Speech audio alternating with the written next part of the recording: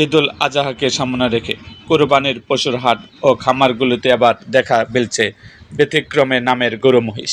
সেই তালিকায় আলোচনার কেন্দ্রবিন্দুতে এসেছে নারায়ণগঞ্জের একটি খামারের একটি বিশাল আকৃতির মহিষ, যার নাম রাখা হয়েছে ডোনাল্ড ট্রাম্প। নারায়ণগঞ্জ শহরের পাইকপাড়ায় অবস্থিত রাবিয়া এগ্রো ফার্মে থাকা এই মহিষটির ওজন 700 কেজিরও বেশি।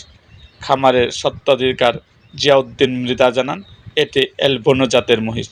এর গায়ের গোলাপি আভাযুক্ত সাদা রং এবং সামনের দিকের চুলের বিশেষ আকৃতির কারণে মজার ছলে এই নামটি রাখা হয়েছে। খামার কর্তৃপক্ষের তথ্য অনুযায়ী নামটি সামাজিক যোগাযোগ মাধ্যমে ছড়িয়ে পড়ার পর থেকে মহিষটি দেখতে প্রতিদিন ভিড় করছেন অসংখ্য দর্শনার্থী। অনেক ক্রেতা এটি কেনার আগ্রহ দেখালেও ইতিমধ্যে একজন ক্রেতা মহিষটি বুকিং দিয়ে রেখেছেন। খামারের কর্মচারীরা জানান, মহিষটির সাধারণ খামারের হিসাবে ঘাস, ভুট্টা ও ভুসি খায়। বিশেষ যত্ন লালন পালন করা হয়েছে এটিকে।